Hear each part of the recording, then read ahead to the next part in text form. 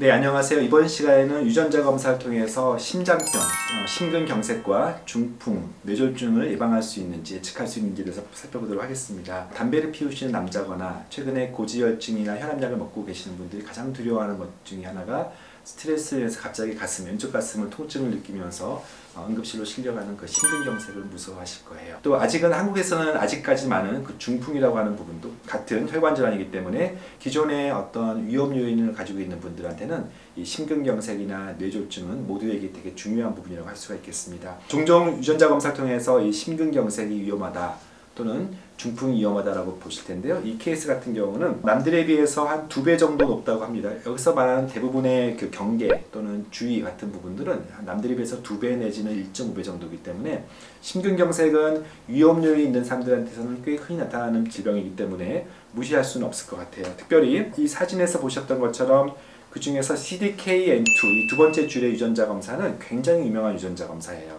밑에 이 GWAS 분석이라고 하는 그 하나의 제가 연구표를 그렸는데 다른 유전자도 다 중요하지만 이 CDKN2A2B라고 하는 이 유전자에는 굉장히 강력해요. 즉 10만 명을 검사했을 때 10만 명의 심근경색 환자는 다 변이가 있고 정상 환자는 다 변이가 없을 수준까지 간다고 보시면 되겠습니다. 이 변이 자체만 가지고도 거의 심근경색을 예측할 정도로 강력한 유전자가 포함되어 있는데요. 여기에 변이가 있고 또 다른 유전자까지 변이가 있으면 위험도가 높게 나오는 거죠. 물론 그래봤자 한 2배 정도니까요. 남들에 비해서 2배.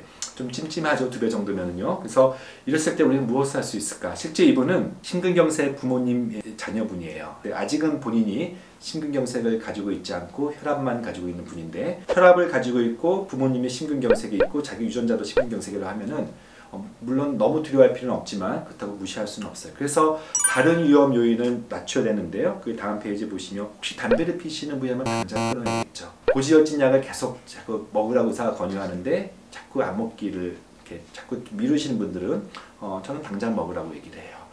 다른 위험 요인을 낮추면 돼요. 유전적인 소인일 뿐이잖아요. 훨씬 더 많은 요인들이 더 있기 때문에 운동하지 않는 습관이 있으면 운동하죠. 그리고 너무 스트레스 많이 받으시는 분들은 스트레스를 분산하지 않으면 큰일 난다고 말씀하셔야 되는 거예요. 이처럼 유전자 검사를 통해서 좀 더 좋은 생활 습관 그리고 조기에 심장 CT 정도 한번 찍어보거나 또는 심장 초음파 같은 것도 한번 해봄으로써 좀 더 자신의 건강을 이렇게 길라잡이 해준다는 식으로 이해하시면 되겠고요. 중풍도 사람들이 두려워하는 병입니다. 특별히 중풍은 70대 이후에 많이 생기는데 이분 같은 경우는 한 1.7배 정도 역시 무시할 수 없는 위험도라고 할 수 있겠죠. 그래서 되게 유명한 유전자들이 있고 그 중에서 특별히 엽산 관련된 유전자들이 포함되어 있네요. 그래서 이런 유전자의 변이가 조금씩 각각 하나씩 봤을 때는 높지 않은데 이것이 다 같이 변이가 있으니까 좀 높게 나왔던 케이스예요. 역시 중풍도 혈관 질환이기 때문에 똑같습니다. 혈압약을 잘 드셔야 되고요. 콜레스테롤 수치를 가장 낮춰야 되는 거고 경동맥 초음파를 할 수 있으면 좀 미리 해서 플라그가 있으면 아스피린까지 좀 먹는 것까지 고려하셔서 우리가 유전적인 소인을 어떻게 할 수가 없으니까 환경적인 소인을 최대한 좋게 우호적으로 만들어서 질병에 걸리지 않도록 하는 게 중요하다고 할 수가 있겠습니다.